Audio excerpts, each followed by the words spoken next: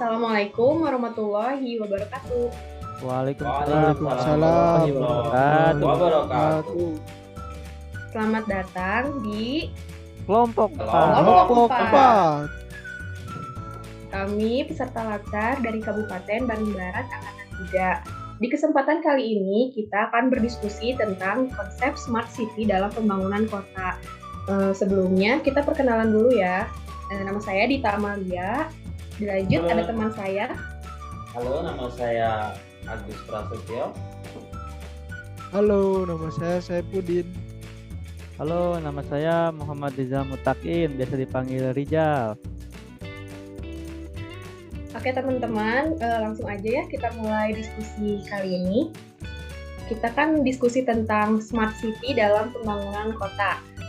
Nah, kota pintar atau smart city itu merupakan upaya-upaya inovatif yang dilakukan oleh ekosistem kota dalam mengatasi berbagai persoalan dan meningkatkan kualitas hidup manusia dan komunitas setempat.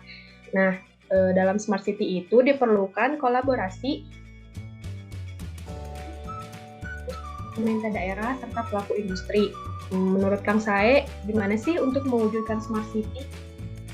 Baik, menurut saya untuk mewujudkan smart city, fondasi utamanya itu terletak pada pemerintahan dan smart government.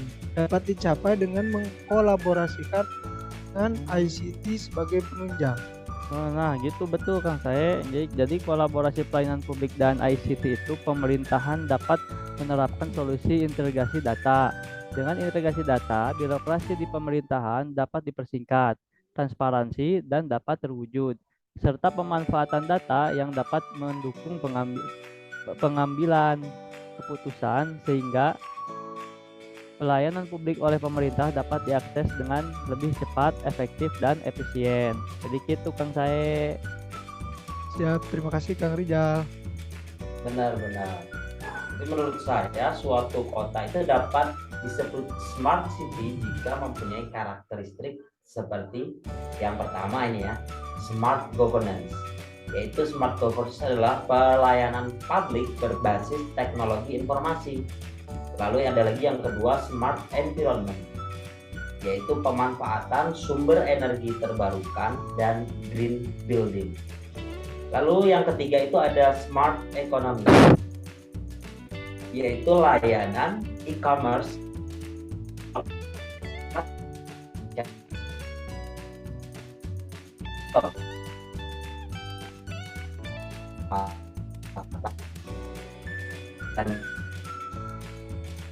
yaitu gaya hidup yang cerdas, aman, serta didukung kualitas lingkungan hunian yang baik, serta smart mobility, yaitu penerapan sistem cerdas mendukung layanan transportasi publik, logistik, dan kenyamanan bagi pengguna mobil, sepeda, dan pejalan kaki.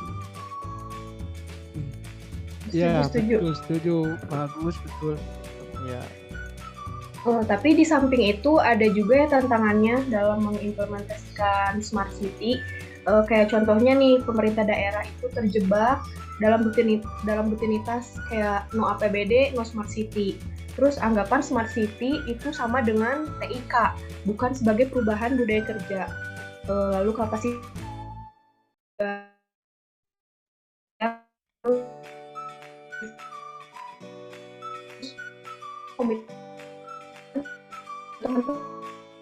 menurut Ya. teman-teman gimana?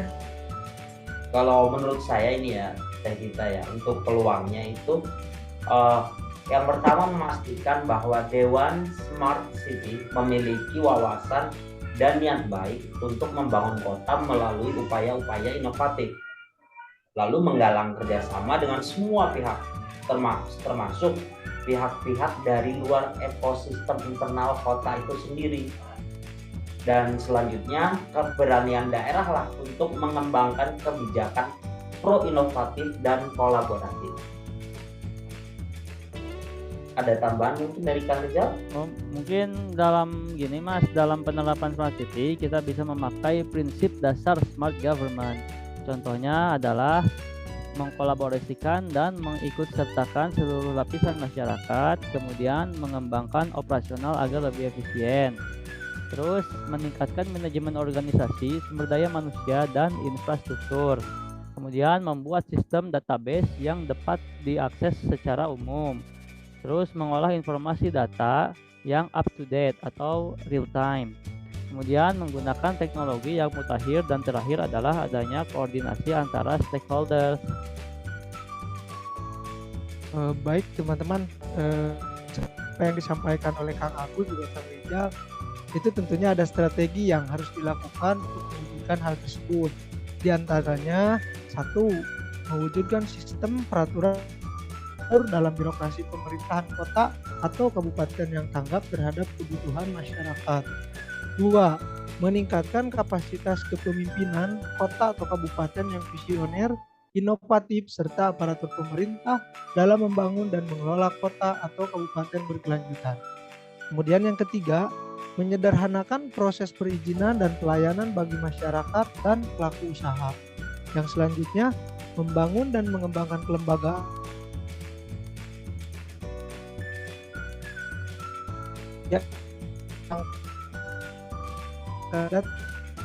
dan peta perkotaan yang terpadu dan mudah diakses. Dan kemudian yang terakhir yaitu meningkatkan peran aktif swasta, organisasi masyarakat sipil, asosiasi profesi dalam pembangunan kota berkelanjutan. Itulah kira-kira strategi-strategi yang harus dilakukan. Ada standar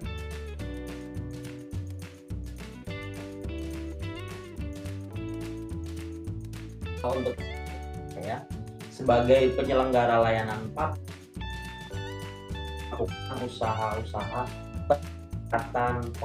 pengetahuan ASN mengenai implementasi Smart City, seperti melakukan sosialisasi secara intensif ke seluruh ASN dan juga masyarakat. Kemudian melakukan peningkatan pengetahuan implementasi dimensi Smart City, tidak hanya mengenai dimensi Smart Governance saja, tetapi juga pada dimensi-dimensi Smart City yang lainnya. Mungkin ada saran lain lagi dari Kang Rijal?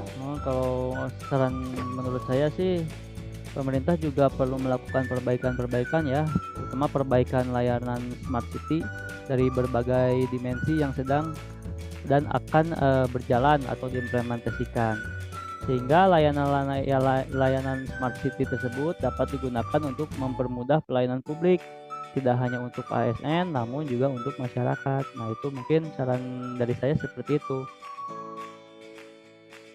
Jadi mungkin kesimpulannya, dalam penerapan Smart City itu diperlukan sinergitas antar SKPD ya dengan masyarakat dalam menjalankan program-program dari berbagai dimensi Smart City, tetapi juga melibatkan semua pihak. Selanjutnya, meningkatkan dan memperkuat strategi dan inovasi daerah dalam memperbaiki implementasi Smart City tertuang dalam kebijakan dan rencana pembangunan daerah. Mungkin begitu sih teman-teman. Betul. ya betul. Ya, mungkin cukup sekian ya teman-teman untuk diskusi kali ini. Luar biasa. Terima kasih atas partisipasinya kelompok 4.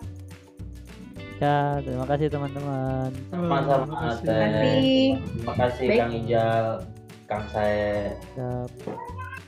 Baik, saya tutup ya teman-teman diskusi